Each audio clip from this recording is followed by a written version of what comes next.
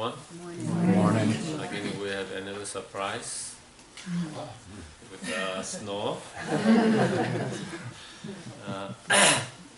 I guess it's a nice surprise, unless you have started growing. Um,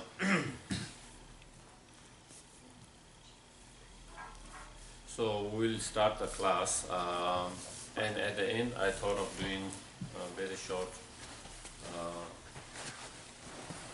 practice as well, dedicating for people in Nepal and other parts of the world as well. It won't be long, it will be very short. Mm.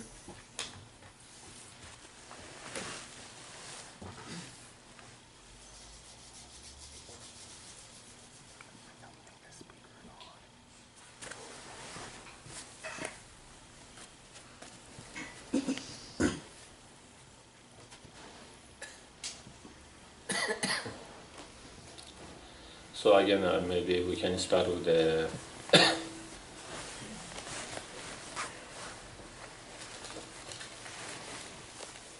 try to calm your mind, body by focusing on your breath for a few moments.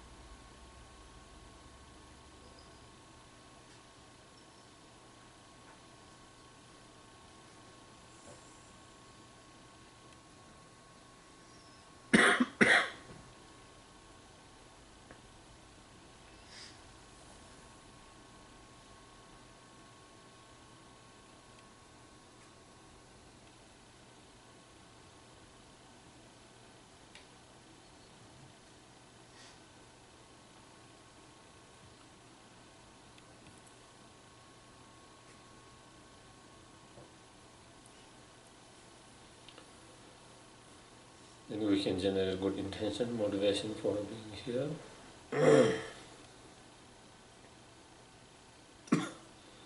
Thinking that if we watch the news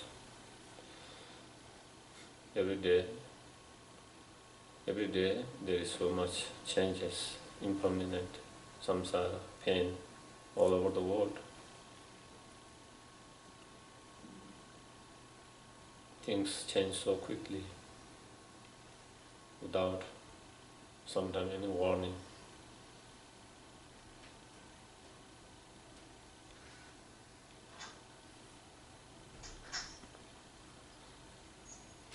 So we are so fortunate and grateful that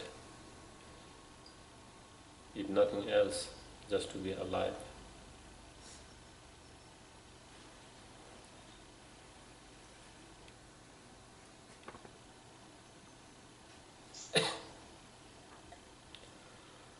To have the peace, to be alive, to be able to come to the center.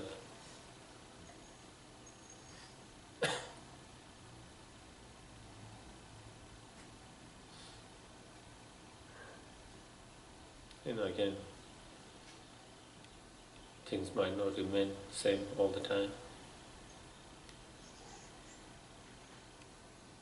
So we have to make most of it while we still have in our hand.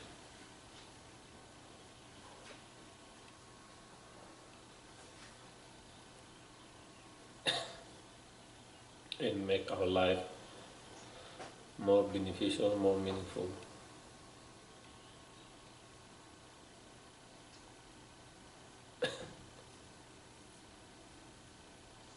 And there can be more, it cannot be more meaningful or beneficial than to be able to help and contribute in some way, in whatever way we can, to reduce the pain and suffering for others as much as possible.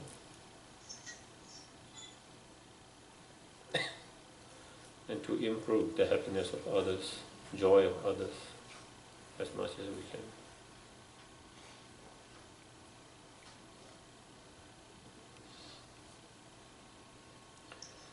And to be able to then most beneficial, most perfect, most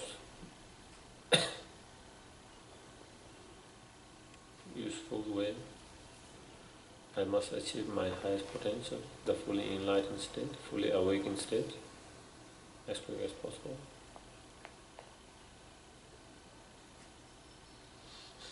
For that I need to reflect, contemplate, meditate and practice continuously. For that I must be reminded of those practices by studying, learning, through listening, reading, engaging in discussion and so forth. For that very reason that I'm going to engage in listening, discussions and practice.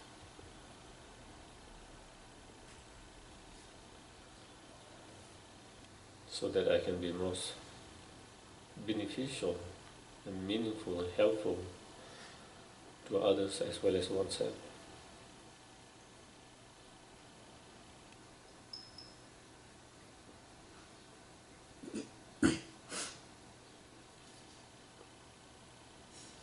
Okay.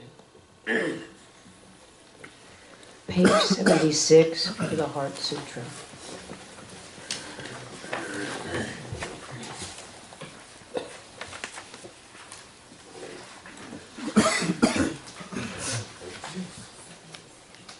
I prostrate to the Arya Triple Gem.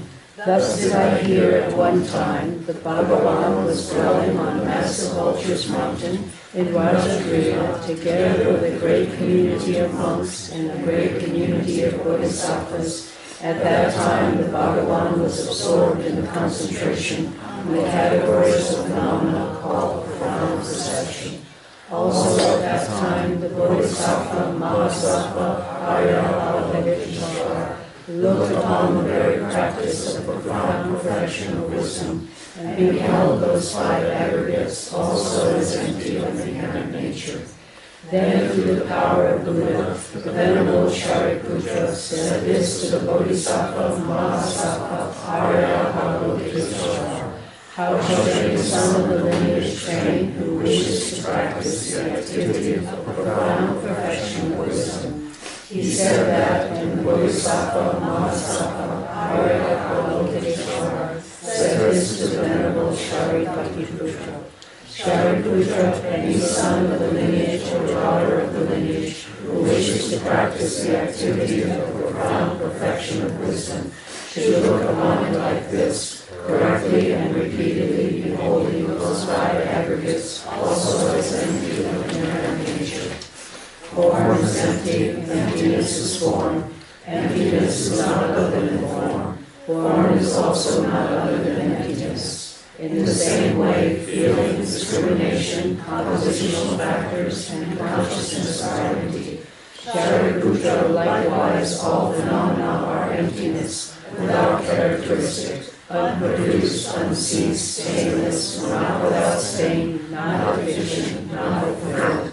Shariputra, therefore, in emptiness there is no form, no feeling, no discrimination, no compositional factors, no consciousness, no eye, no ear, no nose, no tongue, no body, no mind, no visual form, no sound, no odor, no taste, no object of touch, and no phenomena. There is no I element, and so on up to and including no mind element, and no mental consciousness element. There is no ignorance, no extinction of ignorance, and so on up to and including no aging and death, and no extinction of aging and death. Similarly, there is no suffering, origination, cessation, and path. There is no exalted wisdom, no attainment, and also no non-attainment. Shariputra, therefore, because there is no attainment, bodhisattvas rely on and dwell in perfection of wisdom, the mind without obscuration and without fear. Having completely passed beyond error, they reach the end point of nirvana. All the Buddhas who dwell in the three times also manifested completely awakened to unsurpassable, perfect, complete enlightenment in reliance on the perfection of wisdom. Therefore, the mantra of the perfection of wisdom, the mantra of great knowledge, the unsurpassed mantra, the mantra equal to the unequaled, the mantra that thoroughly pacifies all suffering, should be known as truth, since it is not false. The mantra of the perfection of wisdom is declared. Tayakata, Gate, Gate, Paragate, Parasamrate, Bodhisattva. Shariputra, the Bodhisattva Mahasattva, should train in the profound perfection of wisdom like that. Then the Bhagavan arose from that concentration and commended the Bodhisattva Mahasattva Arya Avalokiteshvara, saying, well said, son of the lineage, it is like that. It is like that. One should practice the profound perfection of wisdom, just as we have indicated. Even the Tathagatas rejoice. The Bhagavan, having thus spoken, the venerable Shariputra, the Bodhisattva Mahasattva Arya Avalokiteshvara, and those surrounding in their entirety, along with the world of gods, humans, asuras, and Gandharvas, were overjoyed and highly praised as spoken by the Bhagavan. Page 91, extensive dispelling of Hinduism, it's right there, next page. I and all surrounding sentient beings go for refuge to the Buddha, go for refuge to the Dharma, go for refuge to the Sangha. We prostrate to the Great Mother Vajraparamita, surrounded by all the children and by the assemblies of Buddhas and Bodhisattvas of the 10 directions. By depending on my prostrations to all of you, may these words of truth be actualized. In the past, the Deva King Indra dispelled the Maras by reflecting on the profound meaning of the wisdom gone beyond and reciting the profound words in daily recitation. In that same way, I also reflect on the profound meaning of the Great Mother Vajraparamita and recite the profound words in daily recitation. May all diseases, spirit possessions, bad conditions, all the negative directions, that which happens due to past karma and immediate conditions, may all this be dispelled. May it become non-existent. May it be pacified.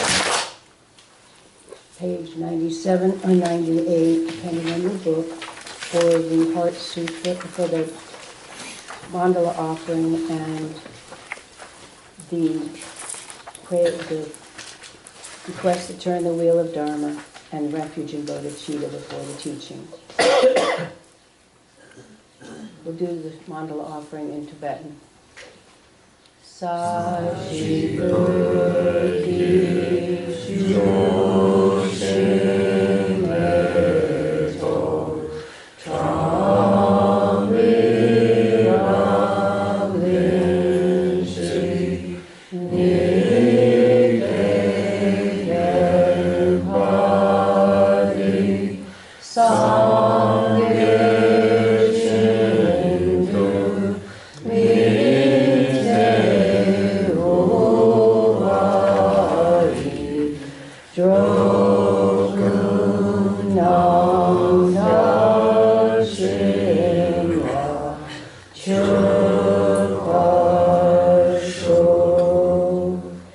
O holy and perfect pure Lama, from the clouds of your compassion that form in the skies of your Dharmakaya wisdom, please release a rain of vast and profound Dharma, precisely in accordance with the needs of those to be trained. Idam Guru Ratna Mandala Kamniyatayami. Refuge in bodhicitta, first round in English and then 2 in Tibetan. I go for refuge until I am enlightened to the Buddha, the Dharma, and the Supreme Assembly. By the merits I create through listening to the Dharma, may I become a Buddha in order to benefit all sentient beings. Sangye Chodam Soki Chodam Va Chanchu Bardu Dagni Kyapsuchi, Dagi Chunyan Di Peso Namdi, Grola Pencher Sangye Drupar Sho, Sangye Chodam Sogi Chodnam La, Chanchu Bardu Dagni Kyapsuchi, Dagi Chunyan Di Peso Namdi, Grola Pencher Sangye Drupar Sho.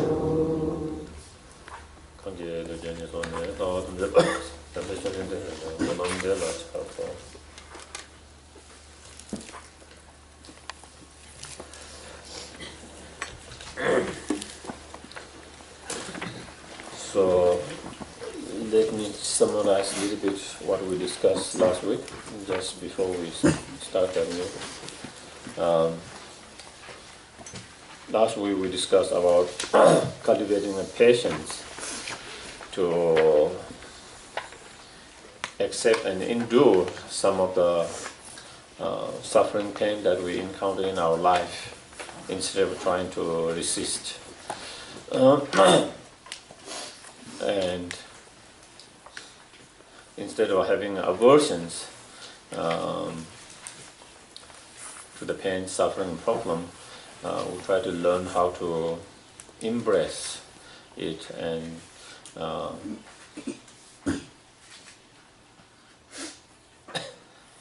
so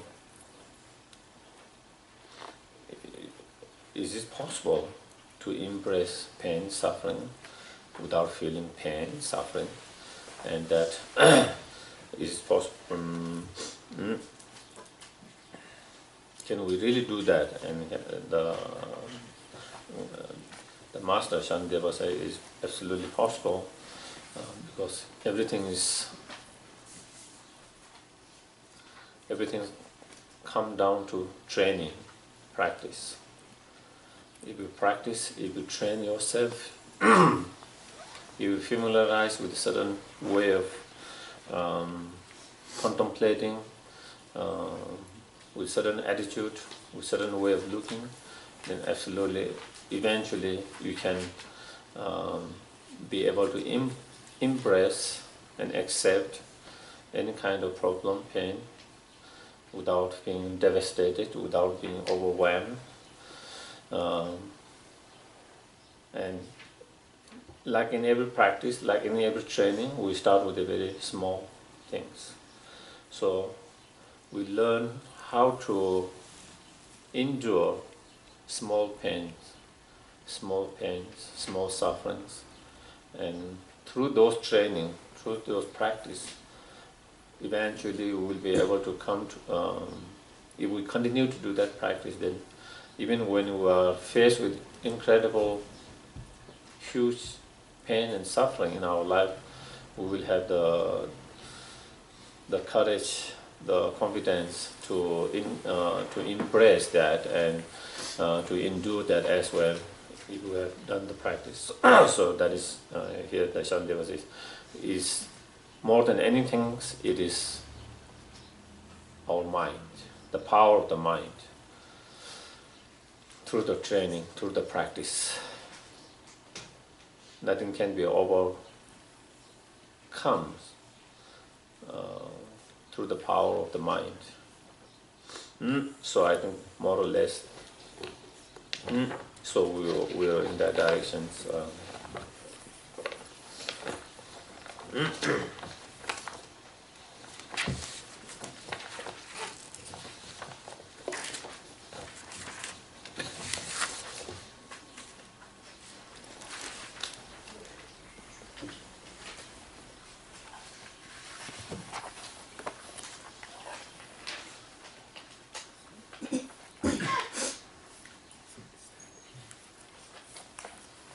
I think we're in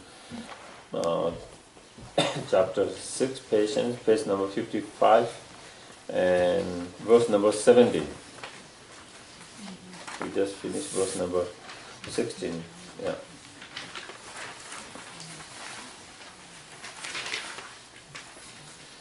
So with the verse number 16, it is saying that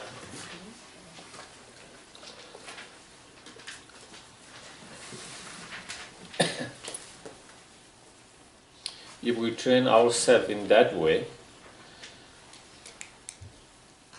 then even when we will face some physical pain, sufferings, some external difficulties, pains, still our mind can be still calm and peaceful. We might not be able to change the physical pain. We might not be able to change the external circumstances or the problem, but we don't increase our pain by being disturbed and more pain. So we can be more calm, peace, and so keeping that calmness, that peacefulness, that joyfulness, despite whatever chaosity that is going around you, is the key. And so the practice on saying that. So verse number 7, some when they see their own blood become spiritually brave and steady, but some when they see the bloods of others faint and fall unconscious. So here he is trying to prove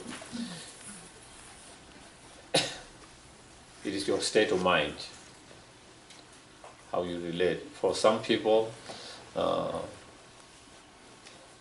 some people when they go in kind of war or something, when they have been wounded and they see blood in that, they become more ferocious,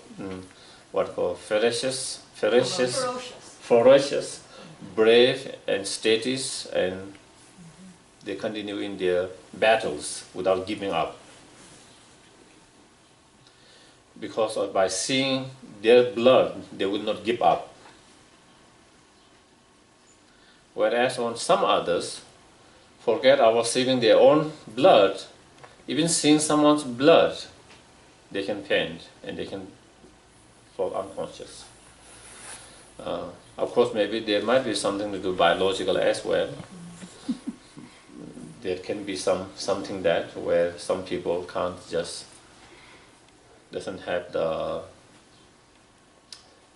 stand to see a blood and they easily get that. But sometimes it is also our mind is not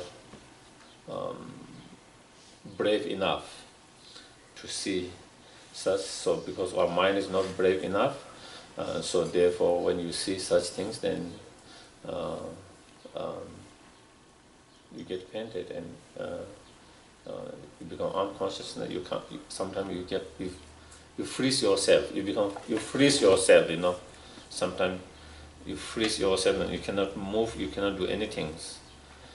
And so here he is saying, it's not because of your blood or others' blood or anything. It is because of your state of mind. It is because of your state of mind that two persons have different result.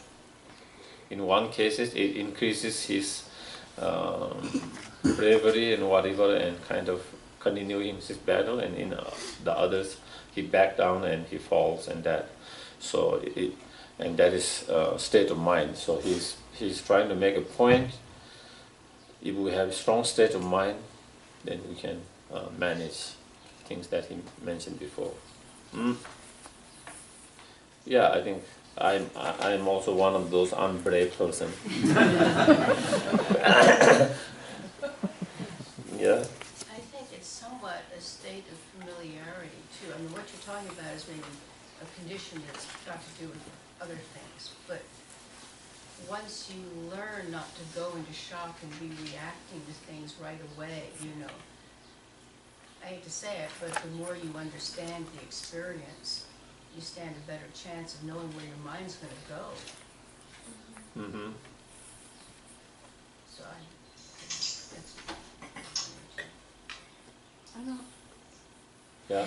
I don't know if I agree with that 100%, because for me, being a trauma nurse for 21 years, I think my body goes into action first, and I automatically respond, and I don't know where my mind is going to go until after the fact, and then it goes to a very different place, and then it goes into the mourning and the grieving.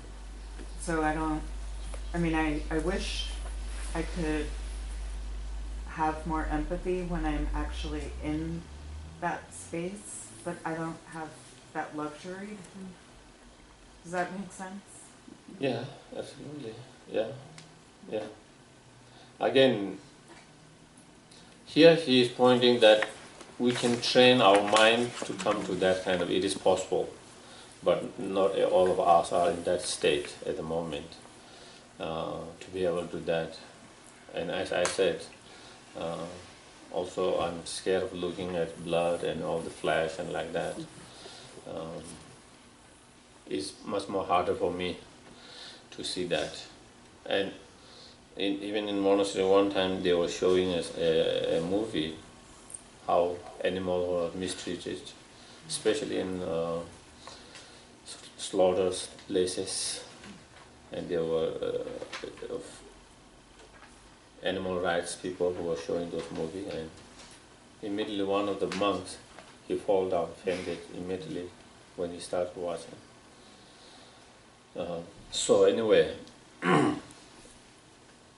but I guess like everything is also training. I know I heard like some of the doctors, surgeons who train themselves at the very beginning, they can't see it, but eventually they train themselves and eventually they are able to cut, at the very beginning they cannot cut. So again, that seems to be kind of through training, they learn how to not be fearful of that. And so I guess here is same thing that Shantideva is saying, is training. Through training we can do that. Yeah. Verse number 18. These reactions come from the mind, being either steady or timid. Therefore, I should disregard harms caused to me and not be affected by suffering.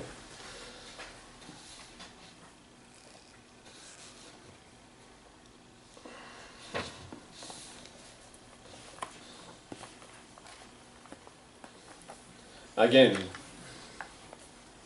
those reactions, I guess, can be both. As I mentioned, it can be some, as you said, physical reactions, immediate reactions, some biological or whatever that is reaction. And some of them it is training, through training it's the mind. So again,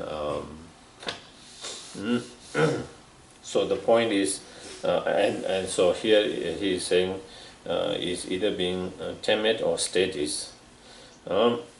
Therefore, through training, no matter how much suffering, pain, harm we might receive, we might encounter in our life,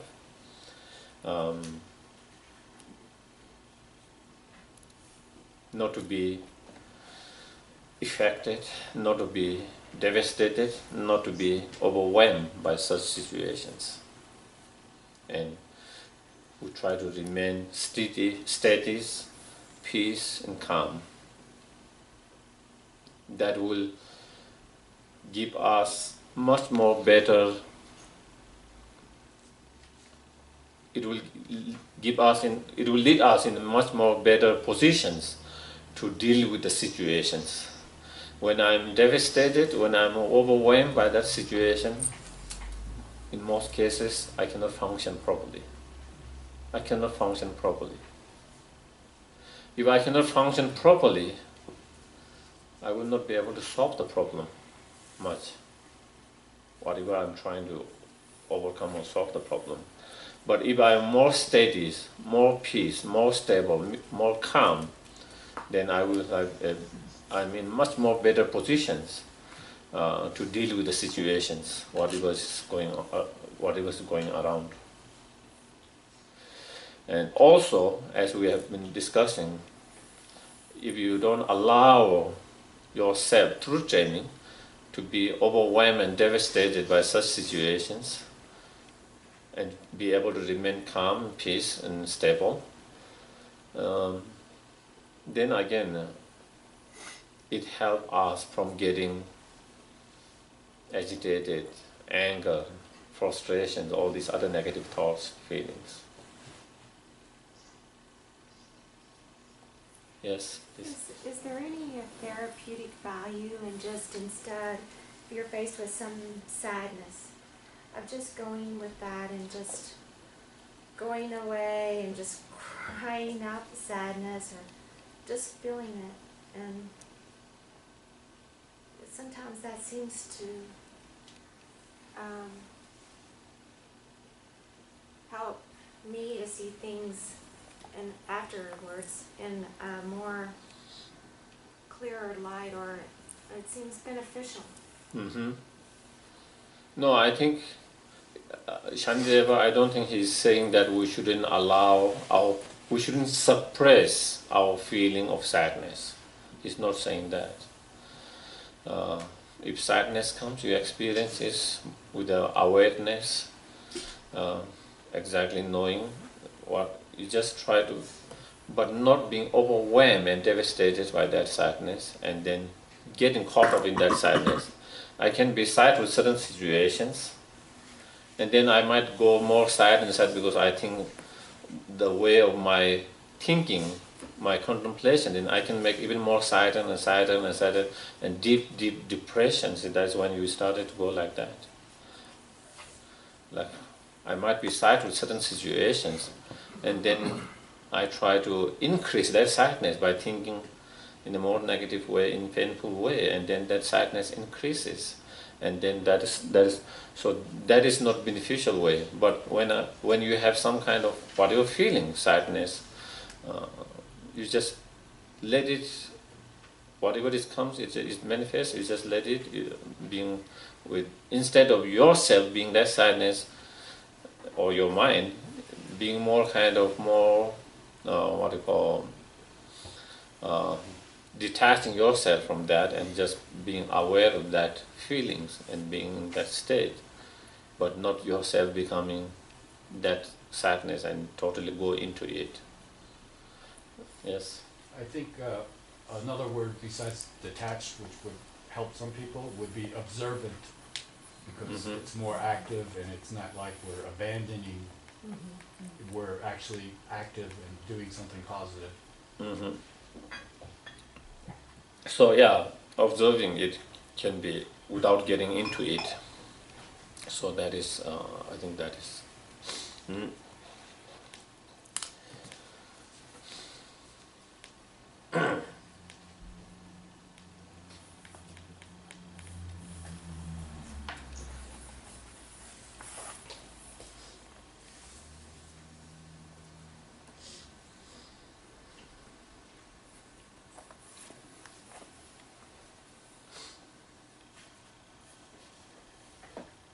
So having the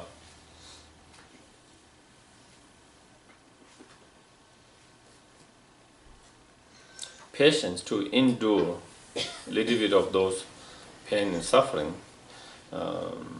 can be a very learning or training ourselves to endure some of the hardships, some of the pain, some of the suffering can be a very very valuable quality, skill, means that can be very handy in our life, because we live in samsara. It's a matter of time. We will be encountering a lot of big, painful situations. It's a matter of time when we will lose our most dearest, close ones. It's a matter of time that a lot of things happens around our life. So if we have trained ourselves with a small accepting, with courageous, enduring a little bit of those kind of hardship, pains, problems, suffering, then when we do encounter big Asu training, then we will not be shocked, totally panicked, totally frozen, totally overwhelmed, devastated. We understand, we feel the pain, but at the same time, we can move on and we can function, to be able to function for yourself, for others. So that is the whole point, is to practice, to have that skill, that means, that ability, that qualities. so that we can deal with any kind of situation, difficulties, without being totally devastated, with much more stable and calmness.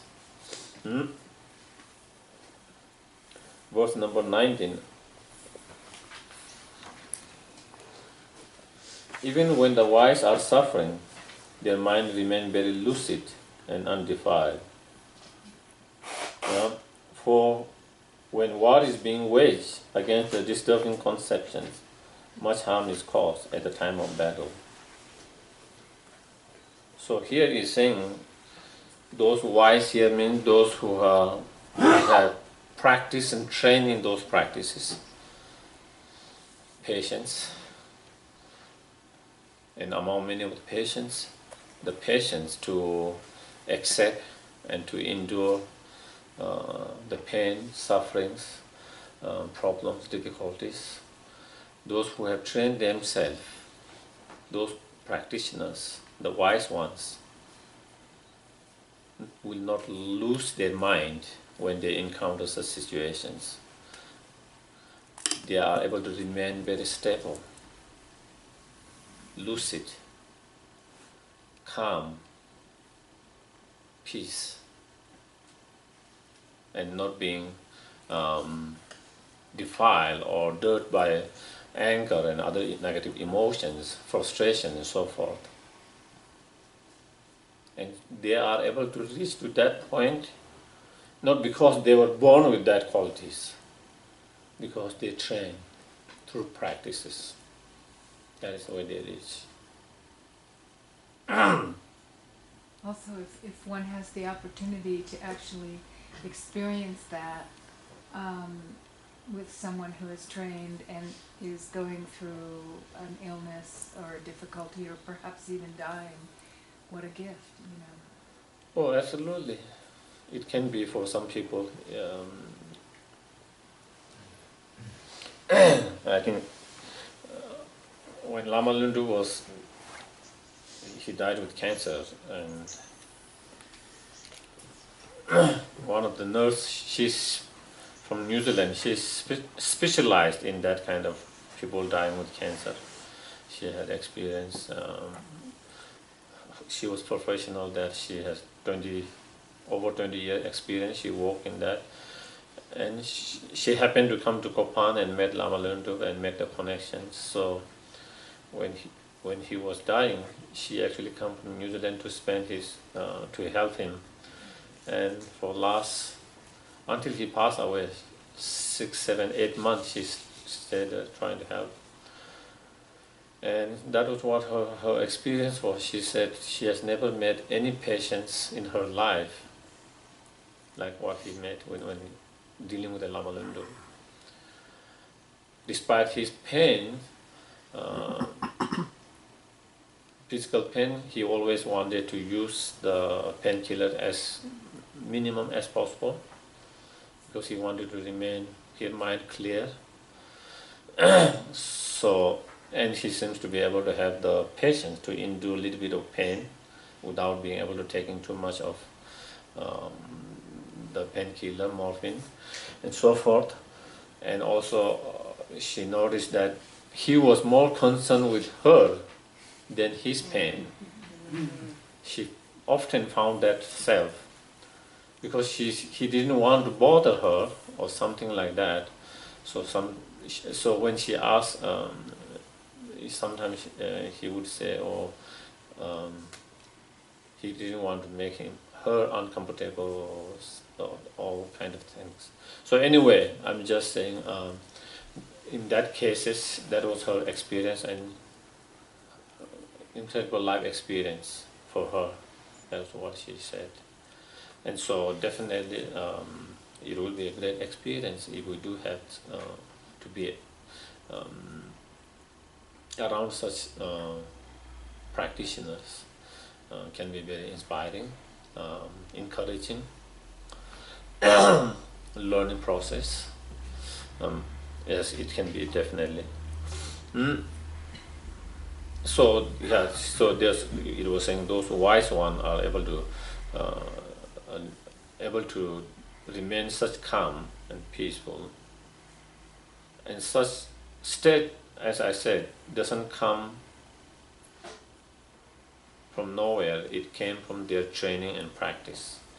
And if we continue to, if we ourselves practice and train, we can reach that state. All of us have the potential to reach that state.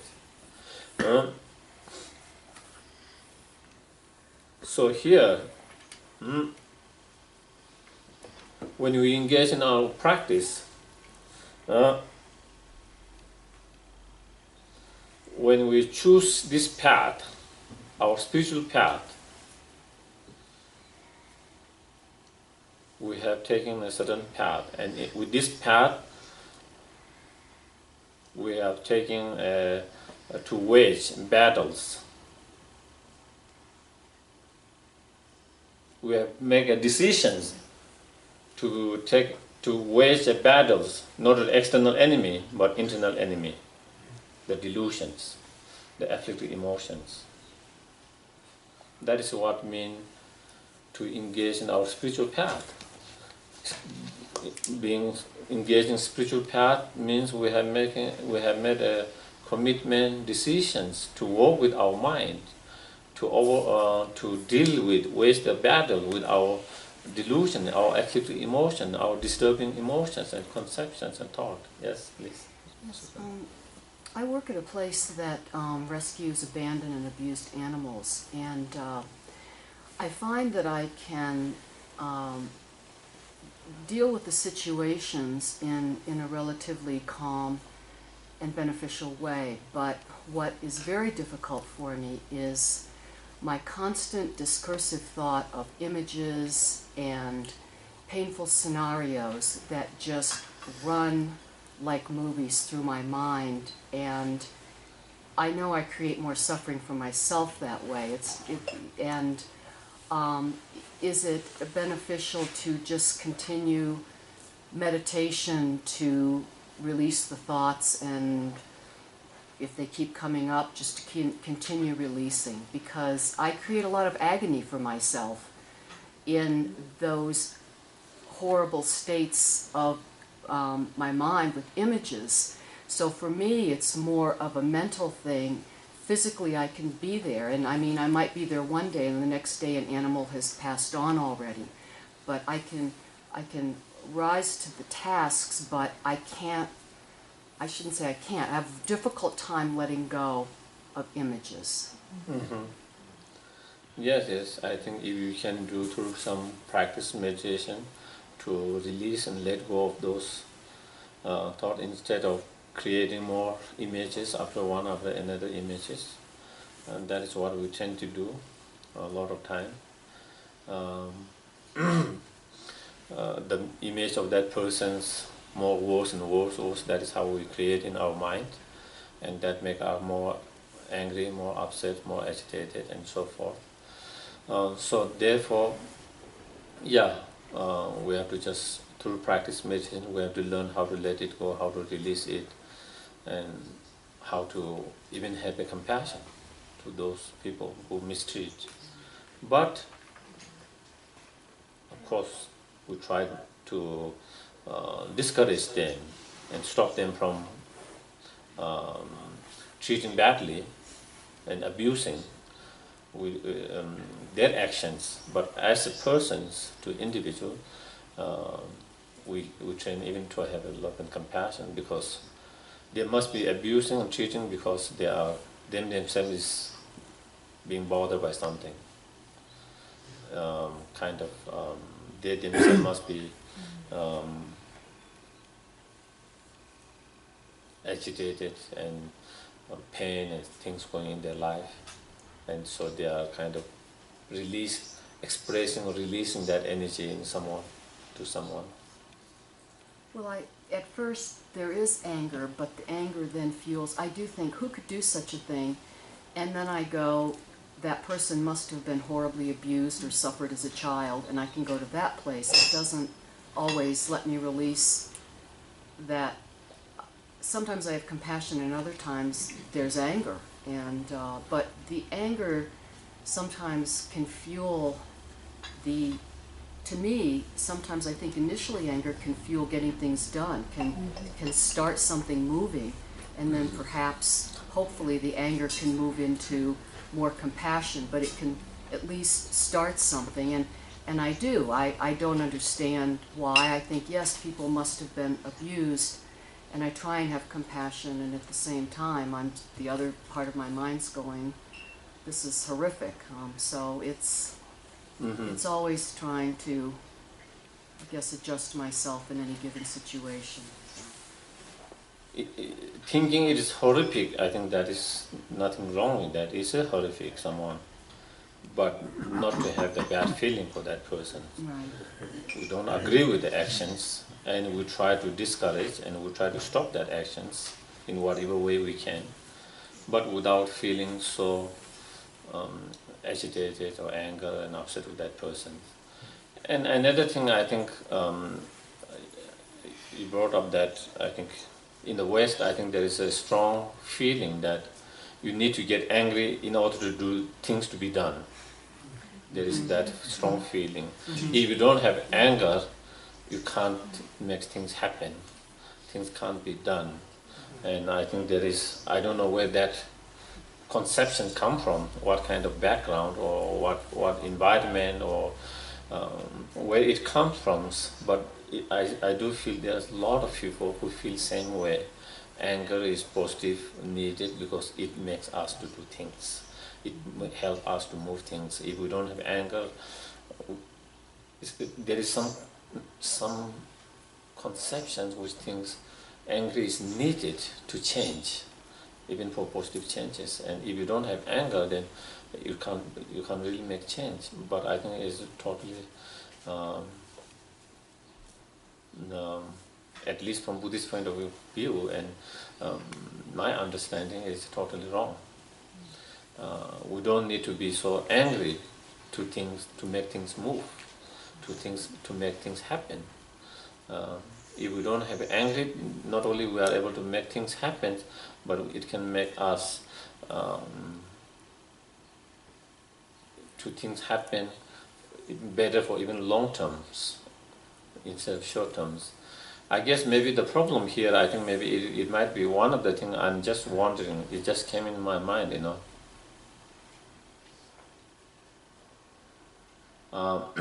It seems, I guess, when we don't have compassions, we don't have compassion and we don't have anger, then maybe things doesn't move. We become more indifferent and just kind of watch. Just watch and doesn't do that. To things move, to change. But if you have true compassion and love, you can never remain kind of indifferent and not to be moved and not to do something. But for us, because we don't have the compassions, the love, so the only thing we need for us to see is the anger, which help us to move, instead of being just indifferent, just watching it. So maybe that is the key. Maybe that is the why. Maybe that is why we feel it. Yeah, I think sometimes maybe we see compassion as being more passive. The way that in the West, it's a more passive experience. Oh, that's so nice. Oh, that's so pretty. Oh, compassion. I mean, maybe we don't cultivate a depth of compassion that spurs us to action. So anger, which has a stronger feeling, because it's a negative emotion, has strong feeling. And we say, well, this will move us to do something about the situation, where compassion has this kind of cool, nice feeling, like a hot bathtub or something. You know, compassion is a nice feeling. For example,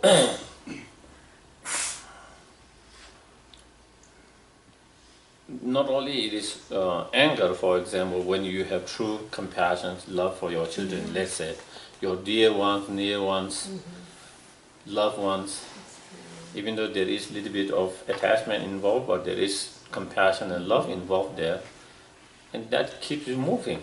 Yeah, that's true. It keeps you moving. But with others, we don't have that compassion, that love. So if you do really have love and compassion, just as you will just not remain just watching indifference when something happens to your children, your beloved ones, you will immediately get involved to make things change. But we don't have that feeling for others, so that is why we are kind of, and so sometimes it seems anger is the one who is, but a lot of the time when you do anger, I'm not doing for that person because I'm so angry about those things. It becomes more of my things than that person's. You can check it, your experience. If I'm acting, even though at the very beginning I think I'm trying to support that person or the one who has been abused or one who has been the victim, whatever that is, but sometimes it is because I'm so angry that it feels like I have to kind of, more than that person is for myself sometimes. So therefore, anger is not really sense of really, even if it does help us to move something sometime, but it is not in a healthy way. Definitely not healthy way. Yes. Geshela, this might be a little odd to say, but I think part of the trouble for us in this country is we're a very adrenalized society. Everything has to have a big picture before we do anything. And so anger moves you a lot more, with a lot more punch. And you may have compassion of sorts, but in the meantime, if you have indecision or you're not quite sure or you're kind of tired, you're going to sit there and say, this is a horrible scene. What am I supposed to do now? But for some reason, the adrenaline of anger always makes you feel a little more empowered. Now, that isn't the best way to be doing it, but it seems to be a typical trait for most of us in this country. Because everybody is, we're bombarded by all these things that affect our emotions. And I think it affects how we really react to things. We have very little personal quiet in this country. As we go out and get it, somehow work on it.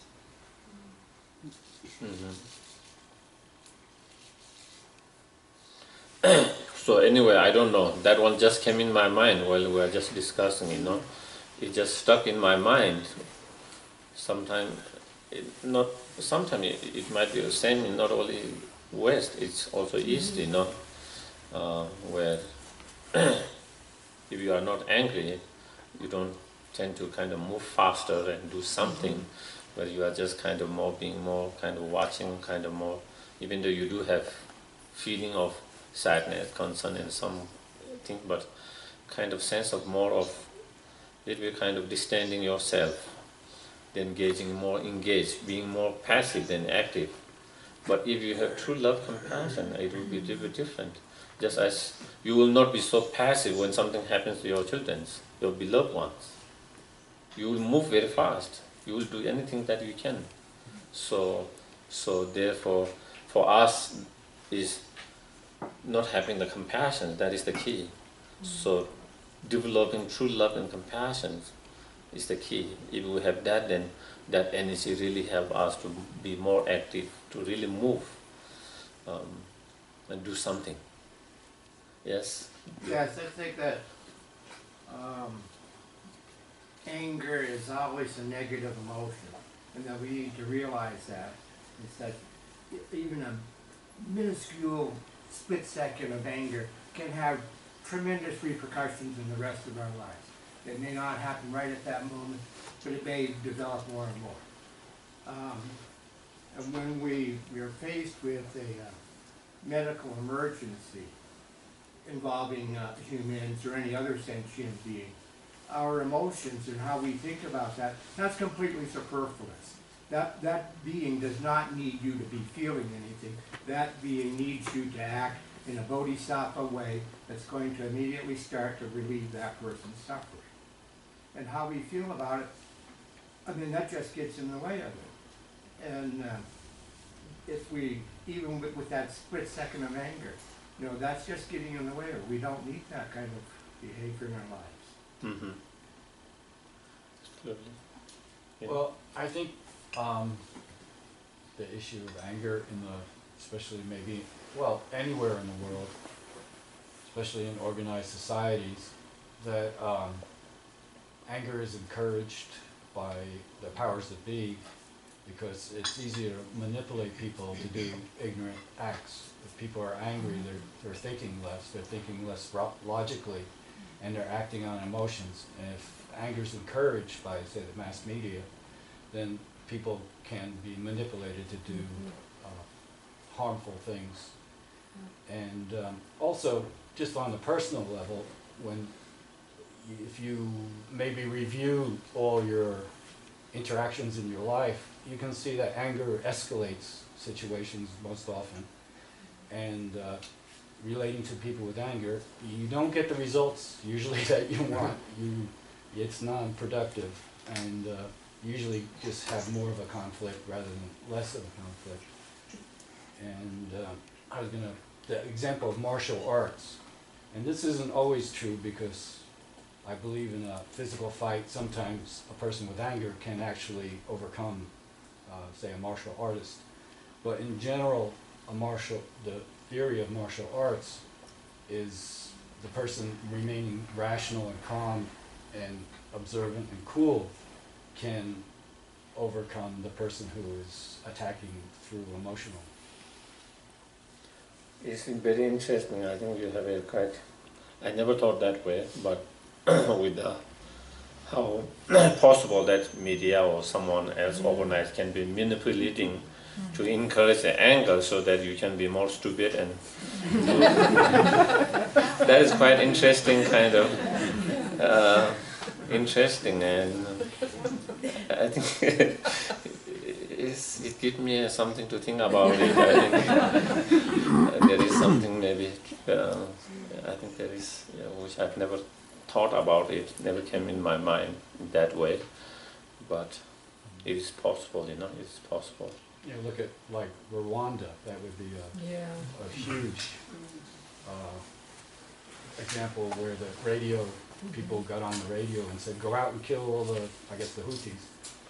And people went out and massacred all the Houthis. I mean, it was one-to-one correlation. So I think we will have a short break.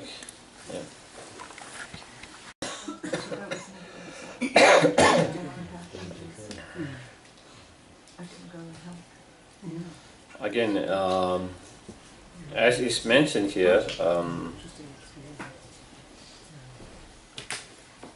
for when war is being waged against the disturbing conception, much harm is caused at the time of battle. So what it means is, mentally we have to prepare.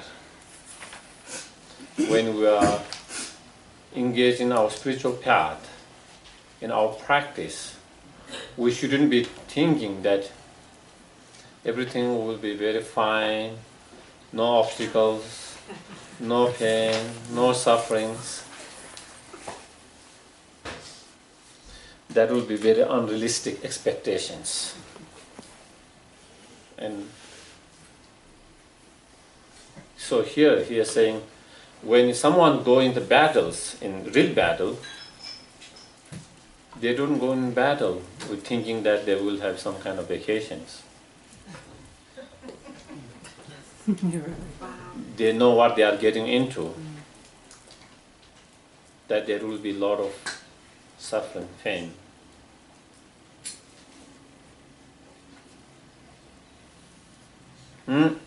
So in same way, also when we engage into our spiritual battle, which means battle with the delusion, afflicted emotions, also we have to be mentally prepared for all the obstacles, all the difficulties.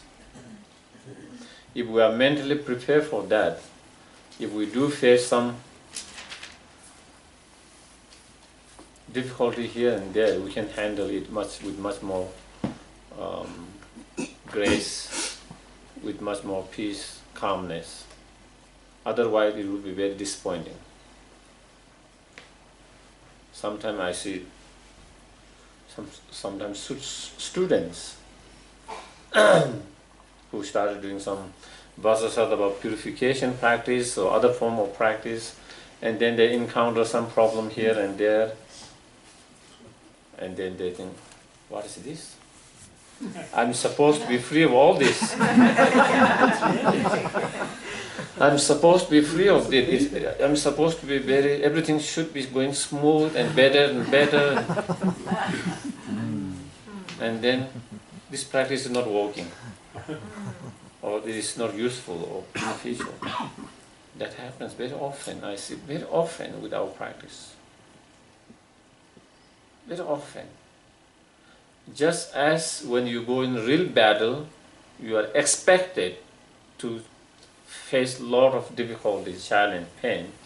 Same way when we have to expect that there will be a lot of bumps, a lot of difficulties, a lot of pain, and mentally prepare for that. We don't have an external enemy, but we have internal enemy to deal with, to wage the war with. And such enemy is much more difficult than to waging a war with the external enemy. And we have to understand from the very beginning that, so that we don't have unrealistic expectations, false expectations.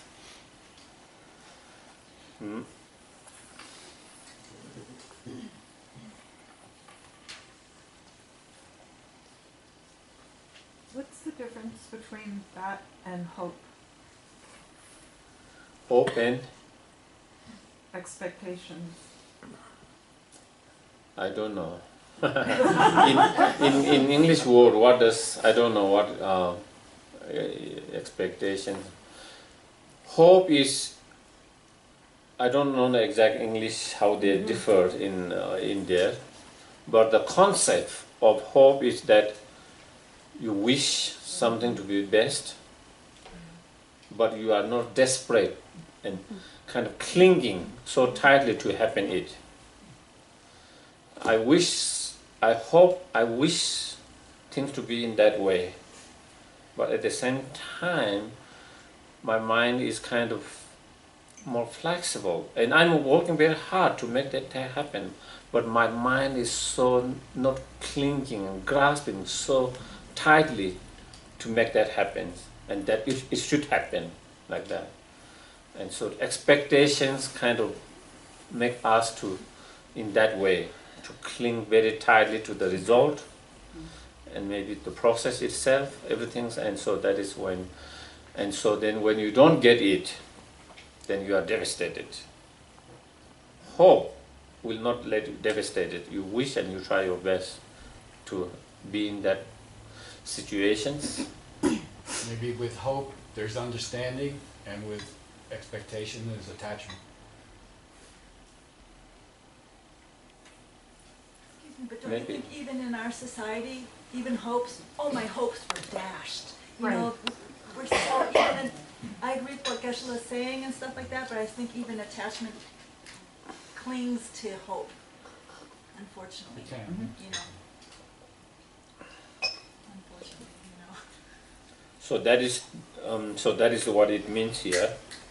Then the verse number 20, the victorious warrior are those who have, having discarded all suffering, banished the foe of hatred and so forth, come on where they slay only for coughs. So here saying, the bodhisattvas, the warrior, the bodhisattva warrior, are not warrior to kind of in physical battle, but they are, here he's saying they are the true warrior, because they wage the war with not external enemy but internal enemy, such as anger, attachment, ignorance, all the delusions. That is much more difficult to fight the battle. To go in battle and kill external enemy, he is saying is nothing. Is almost like killing a corpse. He or she will die anyway after some time, even you don't kill it. Over 100 years, after 100 years, everyone has to die. Even if you don't kill him, he or she will die. So it's almost like corpse in a sense. So there is nothing special about it, he's saying. There is nothing, anything special or very kind of powerful or something to be able to destroy your external enemy. What is real, who is really warrior is those who wage war with internal enemy, not the external enemy. With the delusions, not the person. And we have to know, as I mentioned just before that, we have to understand that this internal enemy has been there from the very beginning lifetime. So it is not going to be so easy. The battle won't be so easy. We have to remember that. We forget that. We forget that we are dealing with the enemy which has kind of built up all the power, everything from the beginning last time. And we are building up new weapons to destroy them just recently through our practices. So, therefore, it will require a lot of patience. It will require a lot of patience, a lot of discipline, a lot of effort. If we begin to think that I can deal with it without much discipline, much effort, without much practice, without much patience, it is kind of unrealistic, and it can be very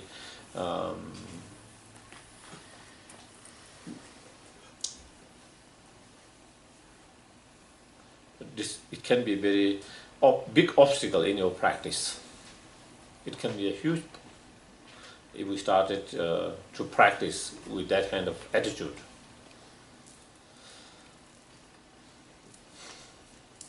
On the other hand, if I engage into this practice in battle, knowing that it requires so much effort, so much discipline, so much practice,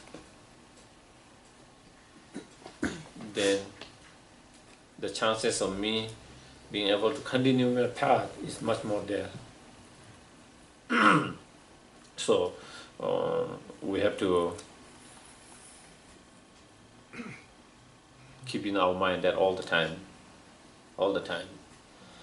because I think one of the things that I often see with the students is that not having enough patience. They do practice, and sometimes they lack the practice, and they might do 1 week, 1 month, and then they don't see much progress, huge transformation, huge progress, and they are done with it, and they want to try something new. And they do it, and they find good about it, feel good about it, just for few months, again and then again you are done with it. And then it doesn't lead to any long result, because you are constantly kind of trying everything. It is like a sudden medication, for example. At least from Tibetan medicine point of view, if you want to really get rid of the disease, you have to take for long term. It's not the Tibetan medicines that you have to take years. Not just 1 week, 1 month. And similarly, and if I keep on changing the medicine every week, it's not going to have the result. It takes time to really have the effect. And same with our practice. Same with whatever practice we do. So that is where one of the biggest obstacle that I see is people not having patience, and I guess from the very beginning maybe the way our intentions, our attitude might make a difference. If you are looking for quick fix, easy fix, maybe you might have come to the wrong place. As far as I know. I mean, there might be some teachers, masters, who say they have the quick, easy quick, easy way they can present you. But I don't have that. I'm not used to that. From my studies, from my understanding, from my learning, it is not quick, it's not going to be easy, it's not going to be quick. And from the very beginning, we have to have that kind of mental attitude. Otherwise, you will be the practice can lead, instead of helping you, it can lead you to a lot of disappointment, illusions, not the illusion, what was disillusions. It can lead you with disillusions because you came with total unrealistic expectations. So I think I'm going to stop here before I thought of doing some practice. And His Holiness Dalai Lama always used when we have these teachings and like that, when some event like this happen, he usually do some practice, not to take too much time, reciting the Avalokiteshvara's name, Om Mani Padme Hum, and malas, and then we do some dedications and so forth. Before that, those who are not aware, I might just give some on Saturday afternoon, in Nepal time afternoon, they have this earthquake which is measured 7.9, and so by this time it's like what 2:48 hours now. Today is by 11. It is night there, and so there has been incredible destructions. So far, the dead toll is 2,000s, over 2,000s, and still they have not been able to communicate with many places because phone is down, phone is not working, and the roads in some places there's no way to reach. Landslides, road has broke, and they cannot, and the only way to reach them through helicopters, and they don't have much helicopters, very few of them, and then in Mount Everest they had avalanche. I think so far 70 people have died, more than 200 people missing there, and it seems they had a second avalanche today or yesterday. So again, they are trying to rescue and find, especially in that directions now, because there are a lot of people who are climbing mountaineers there. Of course, they haven't started because they don't have enough helicopters, so all the helicopters are going more in that direction, other places. Maybe eventually after they will do that. From what I heard from yesterday is like in Kathmandu itself, 300,000 houses are destroyed, have been. So that means probably 500,000, 600,000, 700,000 people are homeless, and everyone is sleeping in the street now. Everyone is in the street or open spaces, because since after they have that first, within the 24 hours they have 40 of continuing aftershocks, and it's still happening. And some of them are very high. One of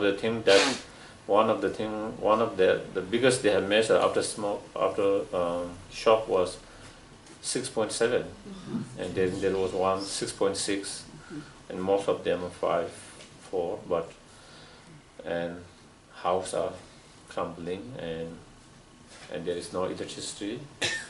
So they say the next crisis will be sanity, because there is no water, all the water pipes are broken, and usually the truck used to bring waters, there's no road are all closed, so everyone is living in the street, but where are they going to use the toilet? water, drinking waters, and it is said it is cold now, and then it is also possible it might rain as well.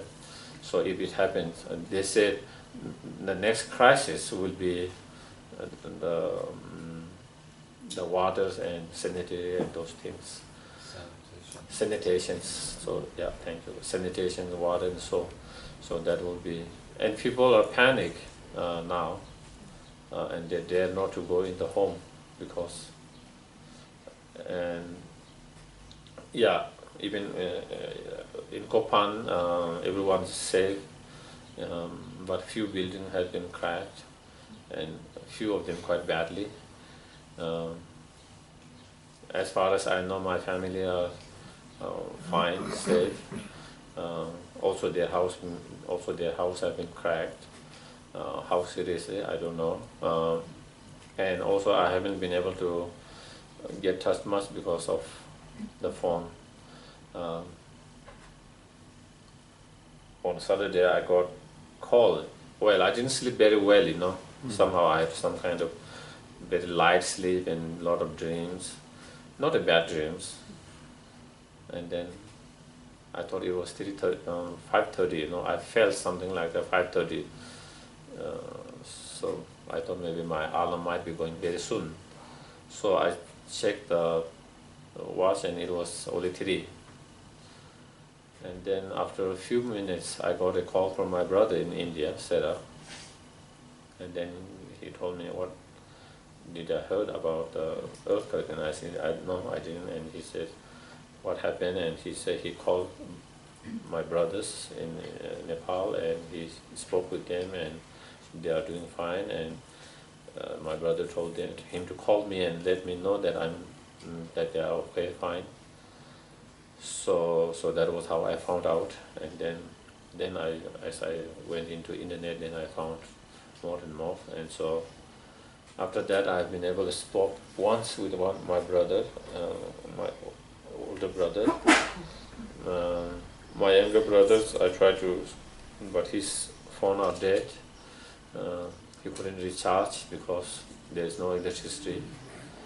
And so they are having a very difficult. And also, like, I have cousins in Canada, and I called him and asked him how his families are doing, and also one I have another in the United States, and they said they have been trying to call all day and they couldn't get hold of them. And so I told them probably it is what happened. The phone was not working, and so they were a little bit kind of more. From my brother, I didn't hear any of my cousins, family, in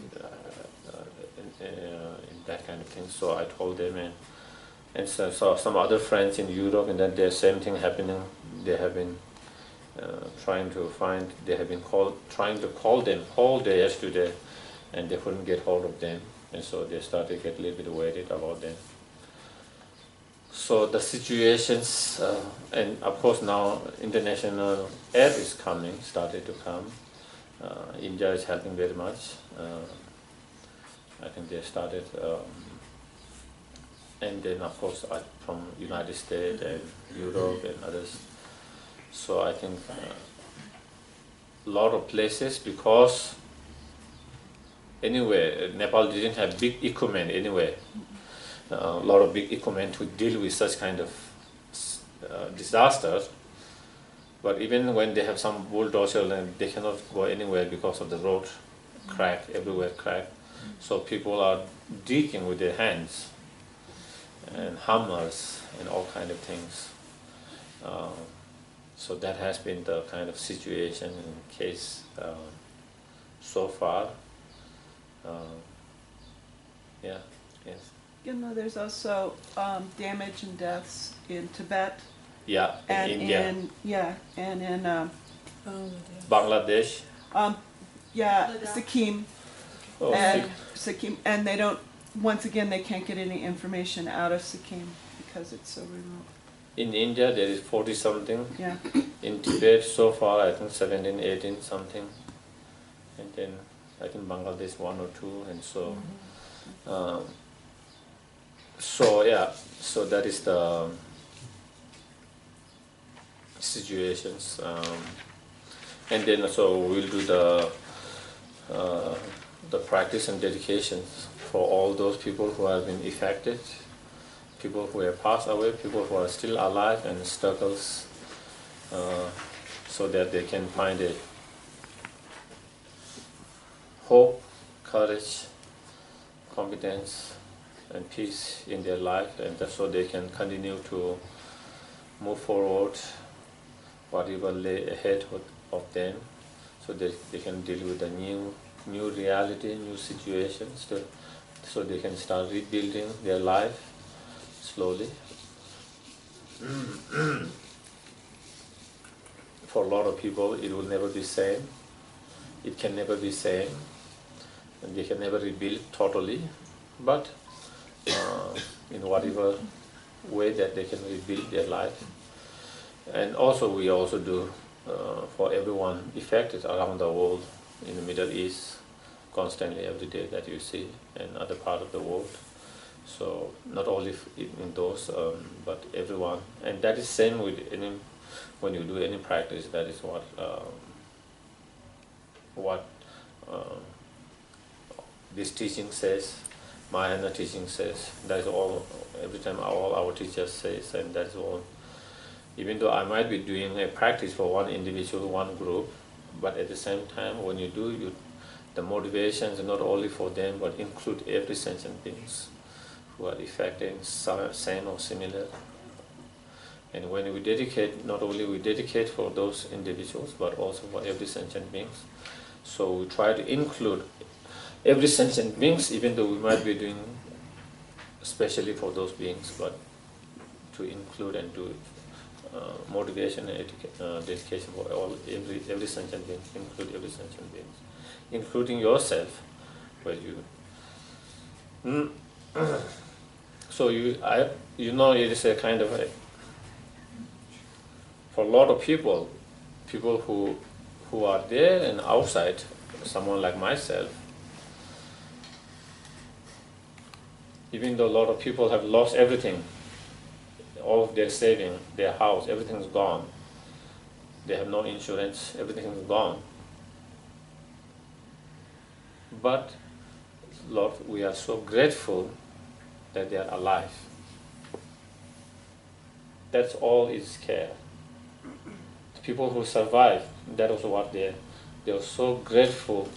They are not, of course they are sad and worried that they lost everything, but more than that, they are so grateful they survive, they are alive.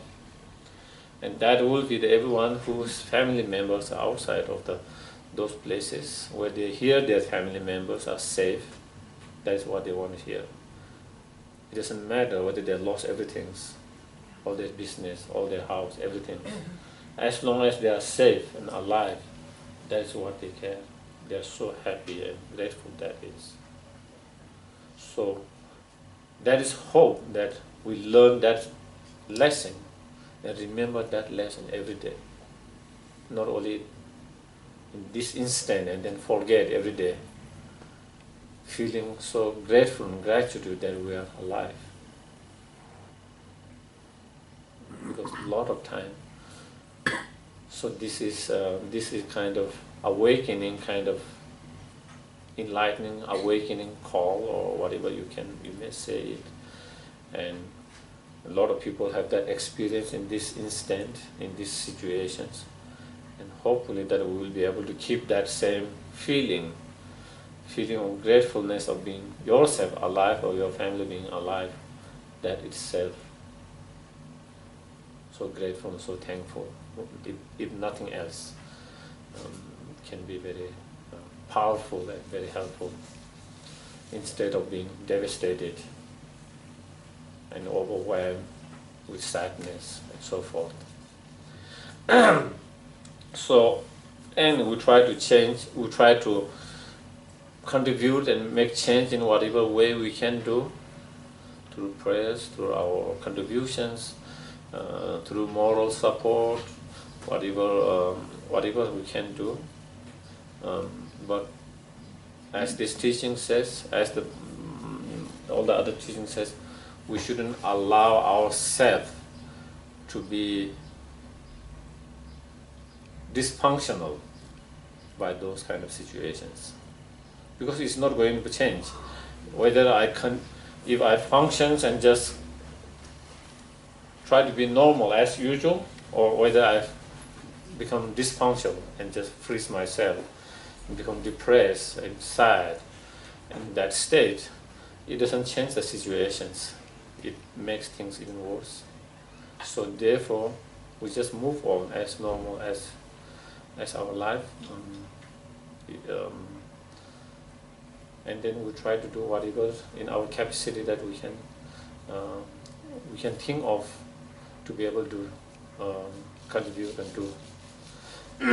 So that is the things. And when I do see that, sometimes I do feel like going back and to be there, and maybe to be some help in where it might be needed. But at the same time, I have to also be a little bit kind of realistic, and also maybe I have to think a lot of other things, considerations, a lot of other responsibilities, and so I can't just be so emotional and just kind of boom like that, and then not think about the whole bigger picture, the whole situations, and how much I can make from being here and being there, how much huge difference I could make or might not make. So I try to think everything in that way as well. And so, yeah.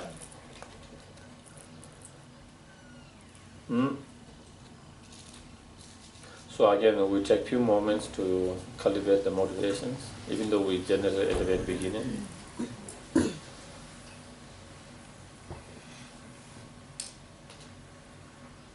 That we try to generate motivations to do this practice in order to somehow give some enlightened inspirations, hope, stability, peace, calmness in their life. All people who are affected by different difficult situations all around the world.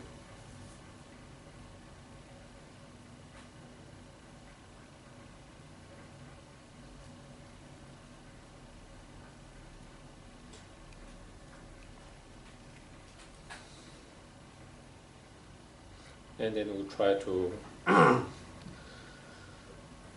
recollect, remember all the enlightened beings, all the Buddhas, Bodhisattvas, to give some kind of inspirations, hope, confidence, courages in everyone's life, towards everyone, and more enlightening experiences and realizations.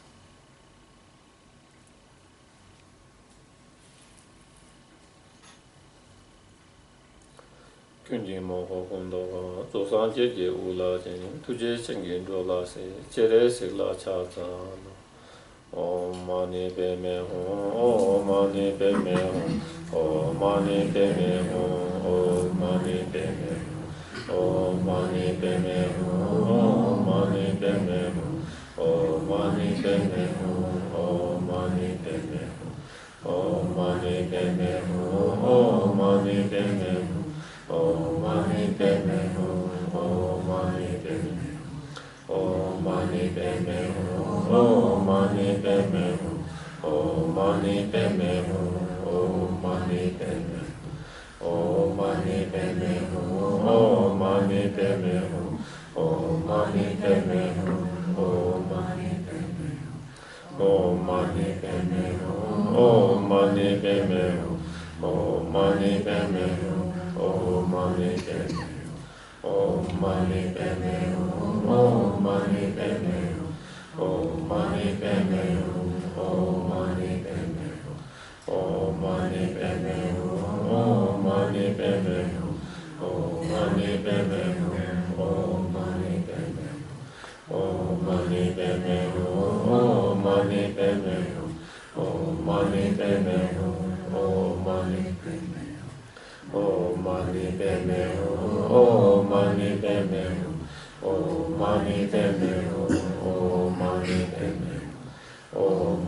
Padme Hum, Om Mani Padme Hum, Om Mani Padme Hum, Om Mani Padme Hum, Om Mani Padme Hum, Om Mani Padme Hum, Om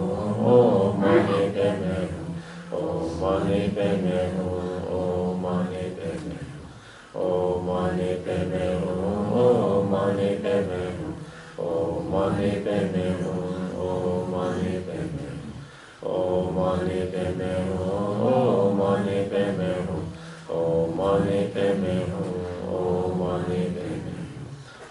Mani Padme Hum, Om Mani Padme Hum, Om Mani Padme Hum, Om Mani Padme Hum, Om Mani Padme Hum, Om Mani Padme Hum, Om Mani Padme Hum, Om Mani Padme Hum, Om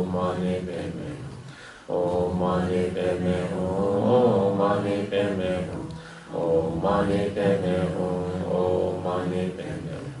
Om Mani Padme Hum, Om Mani Padme Hum, Om Mani Padme Hum, Om Mani Padme Hum, Om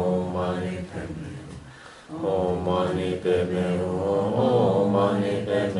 Padme Hum, Om Mani Padme Hum, Om Mani Padme Hum, Om Mani Padme Hum, Om Mani Padme Hum, Om Mani Padme Hum, Om Mani Padme Hum. Om Mani Padme Hum, Om Mani Padme Hum, Om Mani Padme Hum, Om Mani Padme Hum, Om Mani Padme Hum, Om Mani Padme Hum, Om Mani Padme Hum, Om Mani Padme Hum, Om Mani Padme Hum, Om Mani Padme Hum, Om Mani Padme Hum, Om Mani Padme Hum. Om Mani Padme Hum, Om Mani Padme Hum, Om Mani Padme Hum, Om Mani Padme Hum, Om Mani Padme Hum, Om Mani Padme Hum, Om Mani Padme Hum, Om Mani Padme Hum, Om Mani Padme Hum, Om Mani Padme Hum, Om Mani Padme Hum, Om Mani Padme Hum. Om Mani Padme Hum, Om Mani Padme Hum, Om Mani Padme Hum, Om Mani Padme Hum, Om Mani Padme Hum, Om Mani Padme Hum, Om Mani Padme Hum, Om Mani Padme Hum, Om Mani Padme Hum, Om Mani Padme Hum, Om Mani Padme Hum, Om Mani Padme Hum. Due to all the virtues that we have created, may I achieve the Buddhahood of Avalokiteshvara Charya and lead all sentient beings to fully enlightened state. Gyawadi Nyododa Charya Sehondo Gyone Doachi Yamaleva De Sala. So due to all the virtues that oneself and others are creating this time, may the teaching of the Buddha flourish and benefit countless sentient beings. May His Buddha Lama, Kyabdi Lama Sopa Rinpoche, all the gurus, all the holy beings have long, healthy life, all their wishes be fulfilled.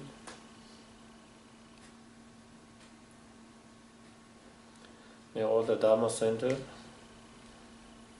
especially to the Enabling Health Center, it grow, flourish, expand and benefit countless sentient beings with different programs, activities according to the need of individuals.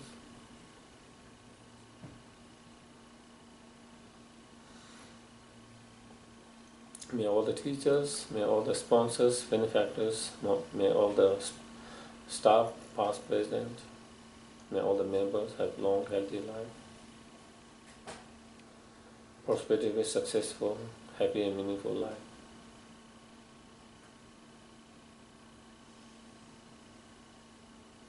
May all sentient beings who have passed away, died, in those earthquakes or in the war zone in Middle East and all other parts wherever they are now, may they find a peace, be free from all the fears or part of all the suffering, cause of suffering, have a perfect human rebirth, meet the Dharma and actualize Dharma in their very lifetime.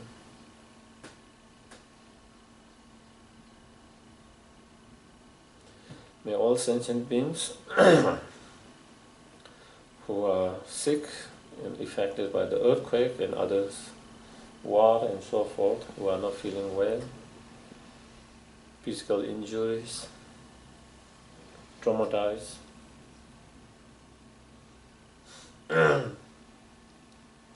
mental, emotional pain, suffering, may they all, and cause of all this illness, sickness be immediately pacified.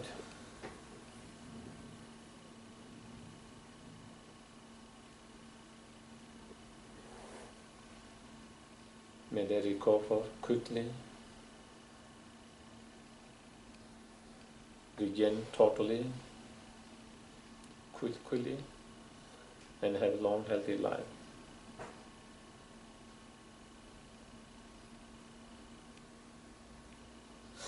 May all sentient beings who are having a different obstacle, whatever those obstacles in their life,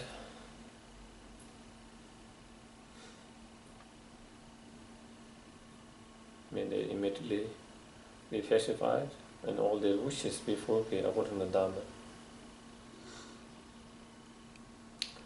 And all those people who have been affected directly, indirectly,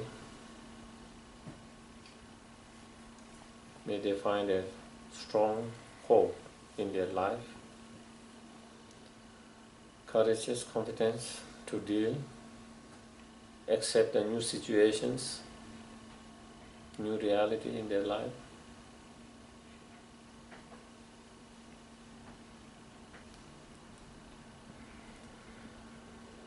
Find a calmness, peace, stability in their life without being devastated, overwhelmed by what happened.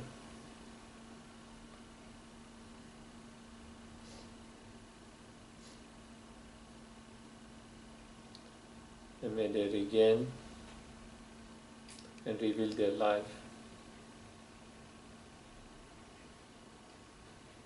and find a hope, peace, joy, meaning in their life.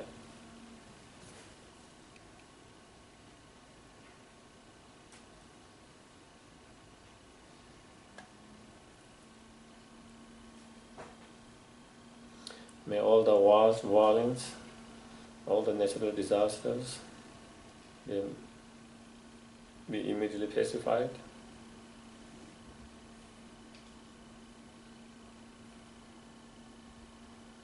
May there be more peace, harmony, tolerance, better balance, planet, and peace, happiness in the life of all sentient beings.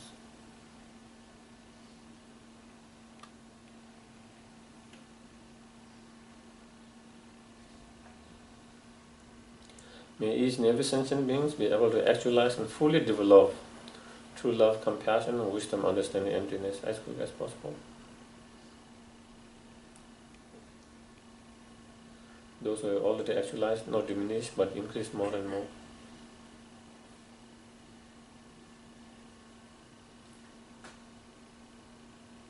And may we be able to follow the perfect example set by all the Buddhas and Bodhisattvas in engaging our spiritual path in helping, benefiting others just like themselves.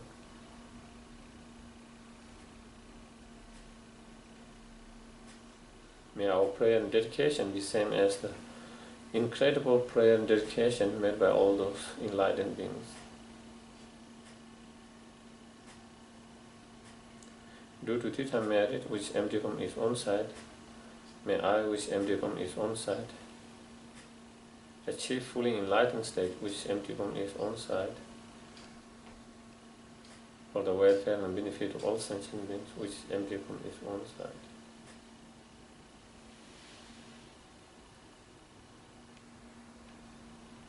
Okay, we'll do the dedication prayer. General dedication prayers on page 235.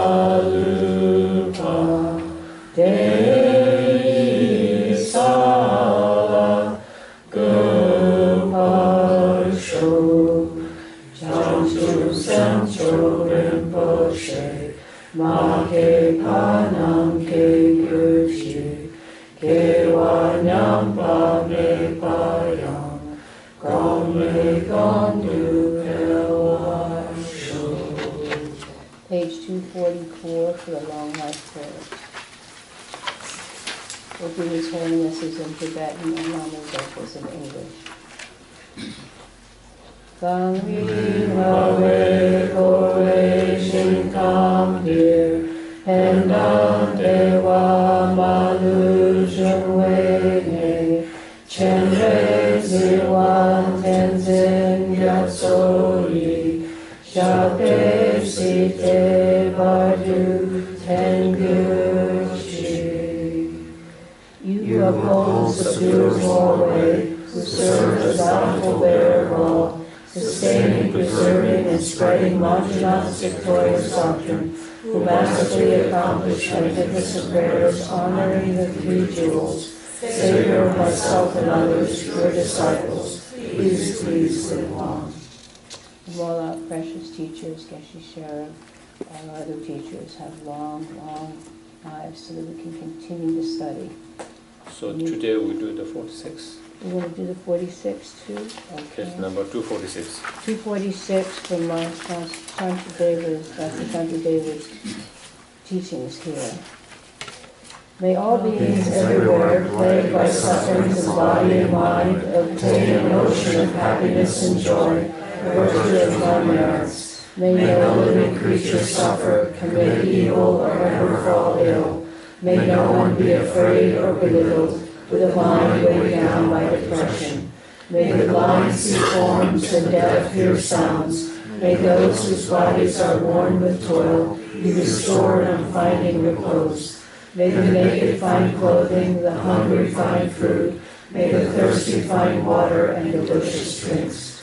May the poor find wealth, those weak with sorrow find joy. May the forlorn find hope, constant happiness and prosperity. May there be timely rains and bountiful harvests. May all medicines be effective and wholesome prayers bear fruit. May all who are sick and ill quickly be freed from their ailments. Whatever diseases there are in the world, may they never occur again. May the frightened cease to be afraid, and those bound be free. May the powerless find power, and may people think and benefit each other.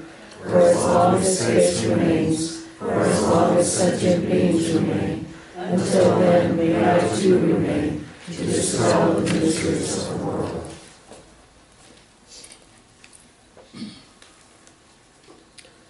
Thank you. And then I will personally like to thank everyone for being very concerned and writing me and calling me to find out how my family, friends are doing. And I'm very grateful and appreciative for all of your kindness, concern, and everything. And so thank you very much. And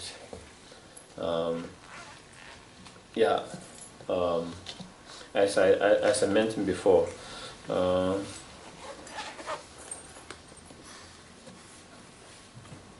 do get sad. Once in a while I cry, but that will not stop me from doing what I'm supposed to do on everyday basis, and that will not freeze me shouldn't freeze me and make me dysfunctional. And I guess that is all because that is not going to change the situations at all. So I try to pray, I keep in my prayers, I do some prayers, and I do my normal things, what I'm supposed to do. And I guess that is how we should, because me being so sad and depressed is not going to change the situation, even the slightest. It only makes things worse. So therefore, there is no reason to do that, no sense. It doesn't make sense to do that. And so that is the situation. And thank you very much. Have a wonderful day. Thank you. Thank you.